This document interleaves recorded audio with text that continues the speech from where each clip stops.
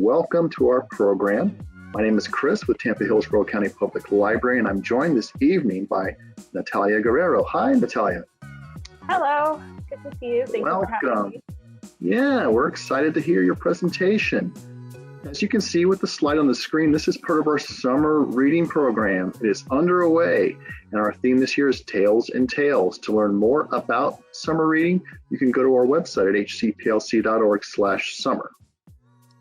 A little bit more about it, of course, this is our program tonight, Sidewalk Astronomy and Astrophotography.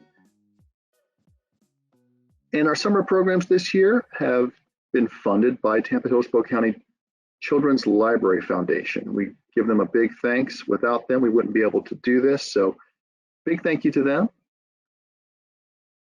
And also another little thing we're doing this summer, like we have in past summers, is we're having reading challenges.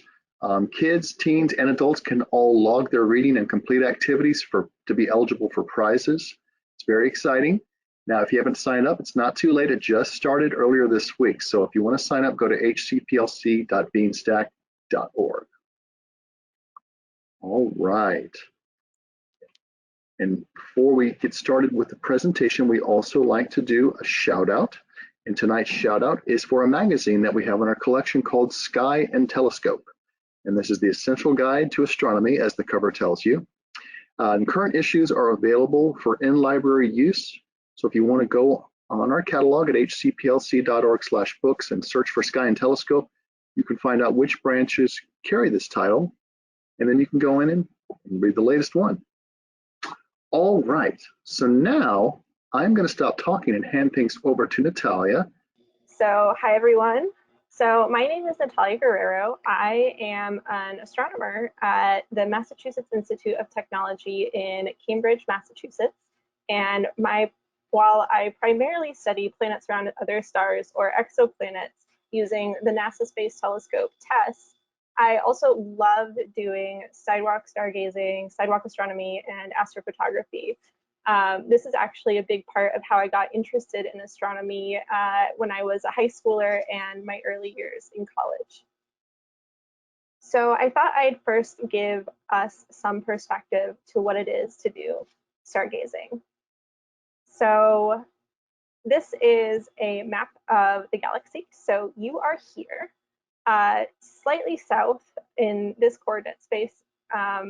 We are in the Orion spur of one of the big spiral arms of our galaxy. And our galaxy is 185,000 light years across. It's enormous.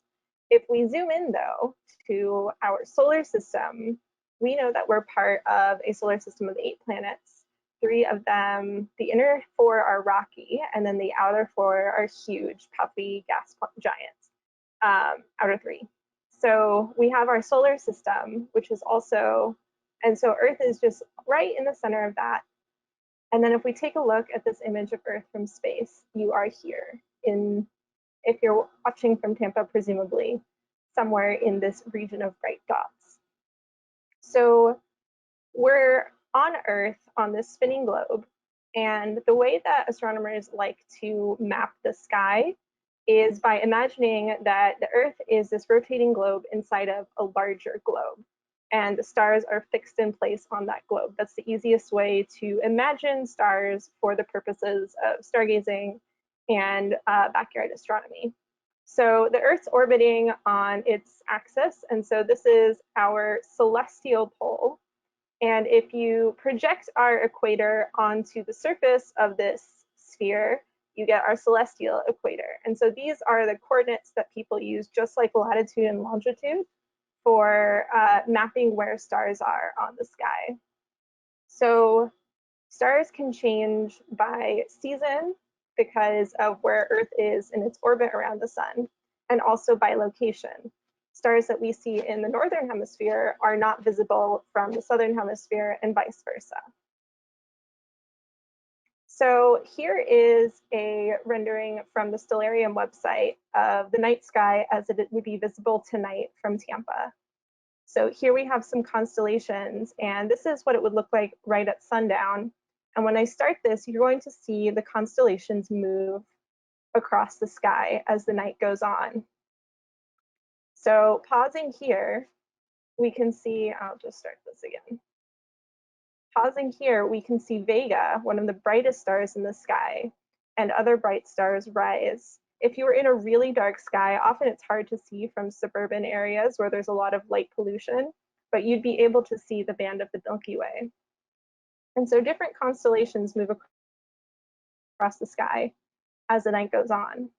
And what you'll see is that as we get into the pre-dawn, early morning, there's some really bright planets that are going to be visible: Saturn, Jupiter, the moon at half phase, and then the rising of the sun.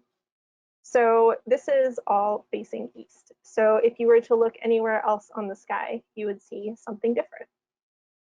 So stars would rise and set because of the rotation of the Earth. So if you want to go look at stars for yourself one night, the easiest way to do that is to use what's called a star chart. So this is a tool provided for free by Sky and Telescope that is a star chart. You plug in your location, either using their location finder or your latitude and longitude, and what day you want to observe. Also, time zone is very important. And it will give you what constellations are up in the sky. And so I've zoomed in this selected view on the left on my favorite constellation, Gemini, because it reminds me of me and my younger sister. Gemini are the two twins, and their heads are these bright stars, Pollux and Castor. And right now Mars is sort of crossing across this constellation. So if you were to so the way that you use a star chart is, if you print this out, you would go outside and you would hold it up over your head, and whatever direction you're facing in, those are the stars that are overhead. So they have it marked out for you, facing north, facing east, etc. So I would be able to pick out Castor and Pollux, and depending on how dark my sky is, pick out other stars in that constellation. You can also see the path of the moon and other things. So this is what you would use a paper star chart for, but there's also star chart apps that are really wonderful. There's a resource sheet that I made of all the different astronomy websites, star charts, apps, and I've put a couple of recommendations both for Android and Mac apps that you can use for star charts. Another really exciting thing that you can do is track satellites. Satellites are usually these really tiny points of light that don't blink. Blinky things are helicopters and airplanes. And so you can use satellites. You can see what satellites are overhead. This includes the International Space Station, for example, and that's one of my favorites to see. I like to wave to it, but you can also see the Hubble Space Telescope and communication satellites as well. So what do you need to do to go stargazing? So I have a couple of tips of things that I've noticed over the years are useful to do. So first, safety. Safety first. Bring a buddy and choose a place you feel safe. You're going to be somewhere dark, presumably, after sunset, late at night, or early in the morning. So this one is number one. Next, especially in Florida, especially in warm months, wear bug spray. Mosquitoes love astronomers, and I personally don't love them back. Number three, bring extra layers. Even though it's really warm in the early evening, it cools down fairly quickly, and if you're looking at stars in the early morning, it's also fairly cool then.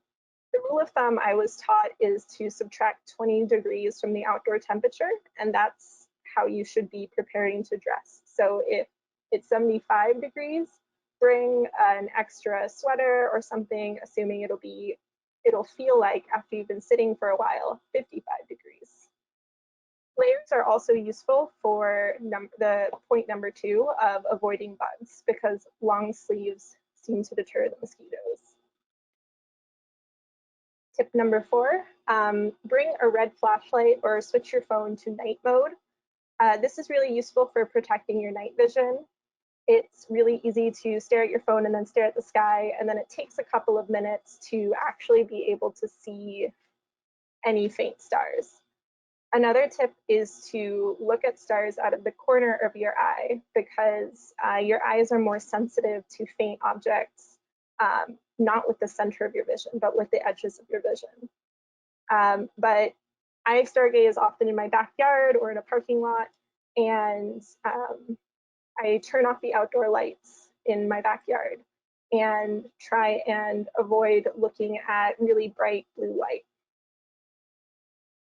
Number 5, keep a stargazing log. This one is really important because if you want to track a certain object over time, if you want to keep a moon diary, see how the moon is changing over time, that's a really fun project. But especially if you're doing astrophotography, keeping a log of everything you observed and how long you observed it is really valuable. So these are a couple of pictures of my stargazing log from last month. So noting things like the date, the time, and then weather and the sky conditions in particular. And then where the moon is. The moon is really bright, and so often it will wash out stars that are faint. And so even though the full moon is really beautiful, it's not so much fun if you're trying to look at a constellation that has a lot of faint stars. I've also noted things that I observed that night. I saw Jupiter, Saturn. These are the constellations I saw. And I made notes of other environmental things, like I saw some airplanes. And other just environmental notes, those are always fun. And the other thing here is I've included a sketch. I really love drawing the night sky, even if it's just a little rough sketch, because this is how the earliest astronomical images were taken, and it's a really nice connection to history. Astronomy used to be, back in the 1600s, individuals looking through their telescopes and copying down what they saw by hand. So now let's jump into astrophotography with a quick crash course in how cameras work. So a star out in space is radiating light in all directions. So that light travels thousands of light years, or thousands, billions of miles, sometimes as few as 5 light years, but often thousands of light years to get to Earth. And here I have my little cartoon camera. So the light passes through and hits the sensor on the back of the camera. That's the thing that's sensitive to light and makes our image. And to do that, it has to pass through an aperture. I'm talking here about cell phones where the aperture is most of the time a fixed size, unless you have a newer model of iPhone or Samsung. The aperture is a fixed size, and you can tune a couple of knobs that are useful for astrophotography. Your ISO, which is the sensitivity or the graininess of your sensor. So how sensitive your sensor is to the incoming light. The other thing you can change is the exposure time, how long the aperture is open and then closed. So the longer the aperture is open, the longer the period of time that light can fall onto the sensor. And so for faint objects, it's really useful to have a long exposure time. For really bright objects or something that's fast moving that you want to capture with no blurring, you want a short exposure time. So here's some examples that I took of Saturn with different ISOs with my cell phone. I have a Samsung Galaxy S6, which is a little bit of an older model, but cell phones have continued to improve. So modern or more recent models will probably do a whole lot better. So here I've gone from a low ISO to a high ISO. And you can kind of see how it gets grainier across the board, but also the image gets lighter because I'm getting more light in the high ISO than in the low ISO images. I've also toggled the exposure time. So in my ISO 200 image, I like the level of noise, it's lower. But I wanted to get more light into the camera. So I increased my exposure time to 1/10 of a second.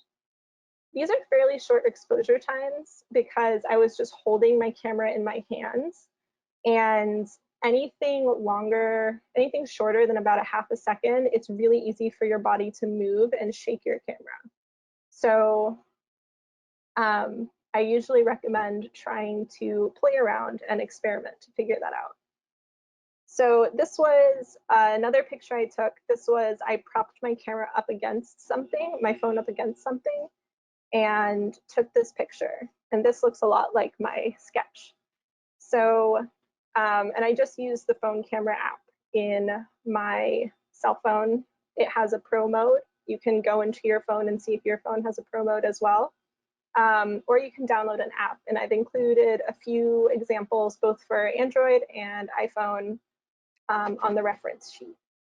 So step one, pick a target or a star field that you liked. I like this composition of trees and this one dramatic bright planet. Set up your phone camera. So as I said, I set my camera up against, I think I was just holding mine in my hand and I had tucked my elbows in against my sides to hold it steady. So you can do that or put your camera flat on the table and set the timer. So set the timer for 5 or 10 seconds, like you would if you're taking a picture with a group of friends, and then set it down and take your hands away and it will take the picture. So set up your phone camera and start taking pictures, experiment. A lot of astrophotography is learning how your equipment works. So in the case of a mobile phone, it's playing around with the settings that you have available to you either in the app or in your phone's built-in camera app. If you're using a DSLR or a digital camera, it's playing around with those settings. You have a lot more control there. And then what you do next is you download your images and you get to edit and process those. I've given a few resources also for editing and processing images. There's a lot of extra calibration steps there, and it's a little bit more of a complex process, so I won't go into too much detail there. But other than these still star field images, you can also take a series of images over a long period of time that tracks the movement of the stars across the sky. And this is called a stacked image. And there's software both for PC and for Mac that can help you stack images. So this is an image that I made with a DSLR camera when I was in college at an observatory in Arizona of star streaks around Polaris, which is the North Star and doesn't move very much over a long period of time. So this is another example of an image that you can make. And then once you're done and you've taken all of your images and you've written down what kinds of images you've taken in your observation log, you go to sleep because you've either been up for a really long time past your bedtime, or if you're like me, you're up very early and you need a post-stargazing nap. So before we wrap up, I just wanted to give you a sneak preview of what's in the sky this week, or what's in the sky this week, and also what's in the sky for the rest of the summer. So this is taken from skyandtelescope.com's website. They have this week's sky at a glance, and I peeked ahead in the copies of the magazine that I have at home. So today and tomorrow, you can actually see my favorite constellation, Castor and Pollux in Gemini, and Venus, or the evening star, is low in the sky in the west-northwest, and you can also see Mars over on the other side. And if you really don't have anything by your horizon, you can actually see Mercury, which is a little bit faint there. But later in June, if you wake up early in the morning before first light, you can see the moon and Saturn and Jupiter. Now, Saturn and Jupiter is really bright, and Saturn will be a little bit brighter than usual. So this will be a really exciting group of planets to see. And then later in the summer, in early July, you'll be able to see Mars and Venus close together. They're moving together slowly over the period of the summer. You can watch them move closer together, and the moon will be in a crescent shape. So if you want to take a picture that's beautifully composed, that's a really good opportunity. And that'll be happening at dusk then. Lastly, as the summer goes on, there's a couple of different meteor showers happening. My favorite is the Perseid meteor shower, and so that'll be slowly ramping up at the end of July with peak activity in mid-August, August 11th through 12th. And I love meteor showers because you can just sit there, find a comfortable seat, and just watch the meteors travel across the sky. And it's a really magical thing to do. So hopefully this has given you a couple ideas of what you can do even tonight once the sun goes down to take some pictures, find some constellations, and do some star hopping and stargazing of your own. Good luck and clear skies. All right. Thank you for that. Great presentation, Natalia. I'm going to go ahead and take control of the screen back, but now we are going to have our Q&A part of the program. And I invite you to come back on screen. I think I turned your camera off for you during your presentation, but if you're able to turn your camera back on, there you are. All right. Okay, so yeah, the handout that Natalia mentioned is available in the handout section. It's a downloadable PDF. There's a lot of great resources on there. I was looking at it earlier and I was really excited. So I invite you all to download that while it's still available there. And on to the questions. So yeah, everyone, please post your questions and we will get some answers. Let's see, someone is asking what time, I know you were talking about some upcoming things that we can see in the sky, but when will we be able to see Vega and Jupiter? Vega and Jupiter. So I'm not sure. I wouldn't know right off the top of my head. What I would recommend is go on one of these websites that I've mentioned in the handout, and you can tell them your favorite target and it will give you the rising time, the setting time, and how bright it's going to be. Right. I know you mentioned your favorite constellations. What is your favorite thing to photograph as far as like in terms of astrophotography? Do you have a favorite thing that you like to take pictures of yourself? I think the most satisfying when I can get to a dark sky is to see the Milky Way. That's a really magical moment. So if you can find a beach or even just like a dark field and sit back and see that, it's really unforgettable. But I think in terms of everyday targets, I really love the planets, and they're some of my favorites. If you have a pair of binoculars, you can even pick out the moons in Jupiter, and that's already huge. It's astonishing when they just pop up and you're like, oh wow, they're there. Yeah. Very cool. Someone is asking how many constellations there are. I guess how many are known? That's a really good question. It depends on what system you use. So in sort of Western astronomy, we use the constellations mostly made by the Greeks, and as people were mapping the stars since then. But there's also constellations and stories of the sky in many cultures all over the world. So in those cultures, Polynesian cultures, Native American cultures, they have a large number. I would usually say most constellation systems, I want to say, are between like 12 and 30 constellations. Someone is asking, how does sidewalk astronomy differ in Massachusetts from Florida? One is much warmer than the other. That's where those layers come in handy. Oh yeah, I am speaking from traumatic frozen experience. The other big thing is that Florida has a lot more water vapor in the air, and that affects something astronomers call seeing, or how much the air is moving between you and outer space.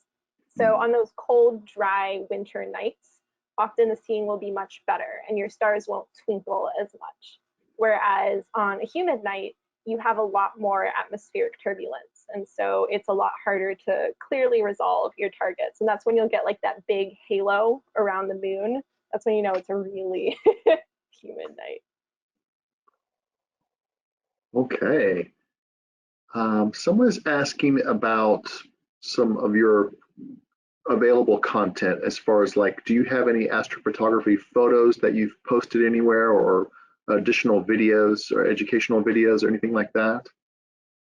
I don't have any, but I do recommend there's a mobile astrophotography Facebook group that Cool. seems to be a really active community. And I joined it a few weeks ago to see what people are posting and 100% can recommend.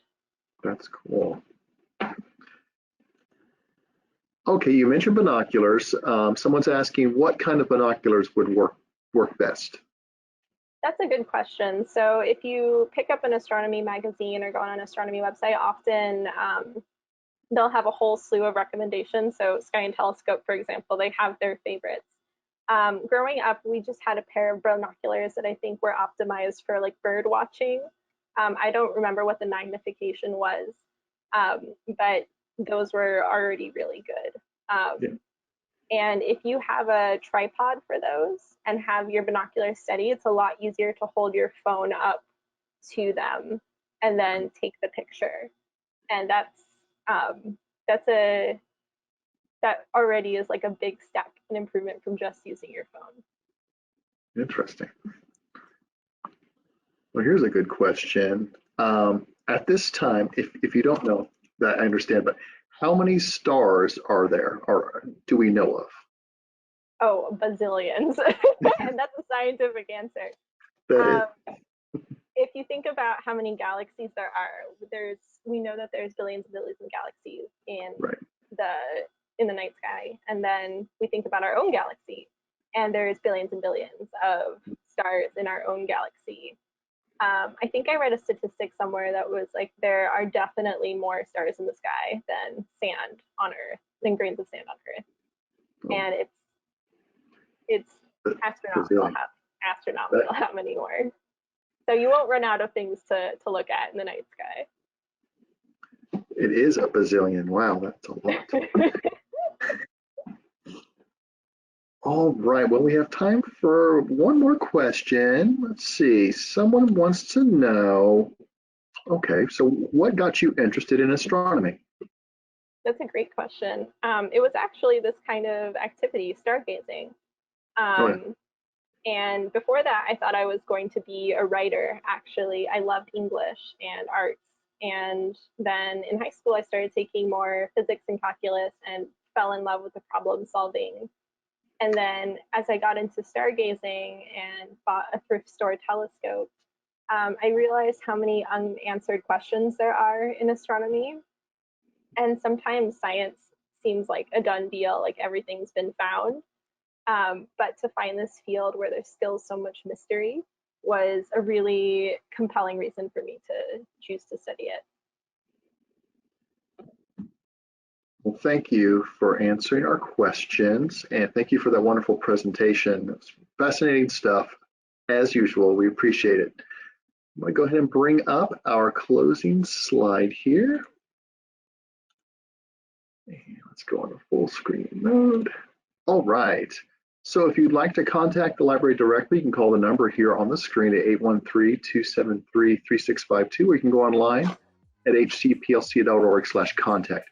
And also, like I mentioned at the top of the program, summer reading is happening right now, and we have a landing page with all sorts of information about our reading challenges, our community partners, our upcoming events, and a lot more.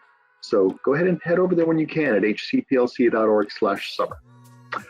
All right, well, with that, I'm going to say thank you again to Natalia, and thank you to everyone who joined us this evening. We're going to see everyone soon again, so take care. Good night, Natalia. Good night, everybody. Bye-bye. Have a great evening.